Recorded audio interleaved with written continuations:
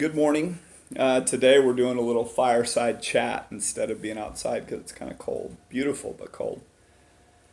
Thanksgiving's around the corner, and today I just wanted to talk about how could God be good if there's so much evil and suffering? And how can you reconcile that, with a good God and yet there be so much brokenness and suffering and death? And what made me think of that, I was reading a post of a friend, and there's a friend of his that he was shot, and his daughter was actually killed by someone. And at that point, this person's heart and bitterness and anger towards God because God wasn't there to protect them. And my heart breaks in that moment for that man, the loss of his daughter. And I was thinking about how my answer to reconciling that would be, I don't know how to reconcile it. But I do know that I was thinking of a book that he's reading called What's So Amazing About Grace. And there was a Methodist pastor with his, way back when the IRA bombings were in the late 70s, early 80s. There was a Methodist pastor and his 20-year-old daughter having a little lunch at a sidewalk cafe when the IRA set off a bomb right by the sidewalk cafe, and the building collapsed on them both. He actually was holding his daughter's hand as she died, and he was injured. But a week later, he ended up on the BBC, prayed for them and said, "Forgive them, Father. They know not what they do. They took away the most beautiful gift that I had, which was my daughter." And he forgave them with the example of what Christ did on the cross, of crying out, "Forgive them, Father. They know not what they do," for his enemies. So it doesn't reconcile the idea of why things happen the way they do, but I do know how God designed things to be. He created everything beautiful, and it's been perverted and broken because of us being apart from God. Because what I believe is that if people truly had been reconciled to God and His love, transformed by that love, then that man's daughter would not have been killed. The IRA would not exist. Because the perversion of the gospel is that we still make it about us.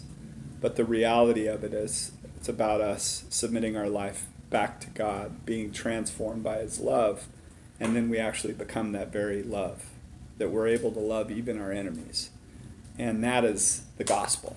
That is what Christ came to do. He came to reconcile us back to the love of God.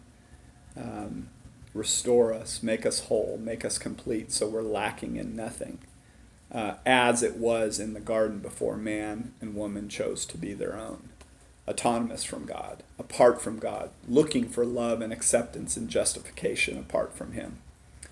But what Christ came to do was to reconcile us back to God, to His love, transform us into the very image and nature of God as we submit our lives to Him.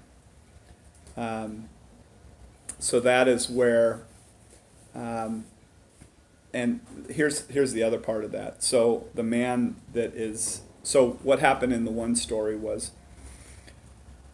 as he prayed for the IRA on the BBC, they were so moved by grace that they ended up asking if he would be the intermediary between the IRA and the British government. And he was. Because of that grace. It moves us. It's so different than the way that we live. We live in the flesh. We live in an eye for an eye, a tooth for a tooth. But He shows us a different way. A way that makes it possible to even love our enemies. And I was thinking about the man that's still stuck in the bondage of hate and resentment for God and for others.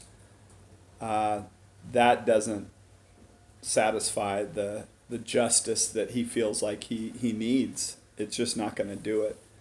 The one that ends up being hurt the most is the one that's in that place of bondage to bitterness and hate and resentment.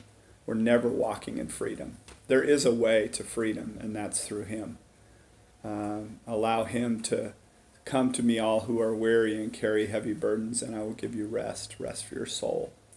He will satisfy the brokenness and longing and hurting within, but it's about us coming home to him and allowing him to be on the throne of our hearts, experiencing wholeness and fullness in him, rather living in a bondage of self of bitterness and unforgiveness and resentments and all those things that do not produce anything good in our life. Only in him can something horrible be turned into something fruitful in our life. The brokenness that I've experienced through death and through broken relationships and everything, I've had to come to that point of forgiveness. The same thing happened with me. I was in church.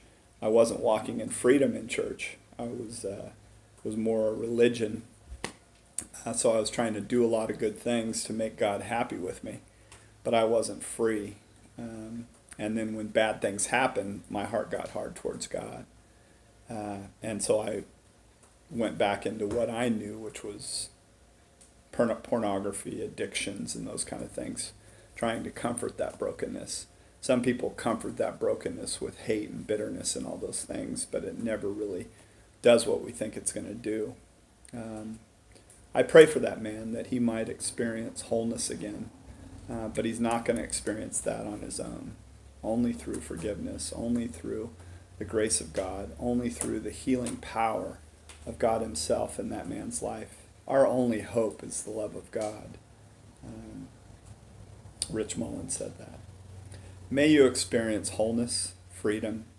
May you forgive. May you walk in the newness of life. May you experience God's love that is the salve or the thing that's going to satisfy your soul. But I don't have the answer to why, exactly why there is suffering, but I know that it has to do with free will. Without free will, there is no love.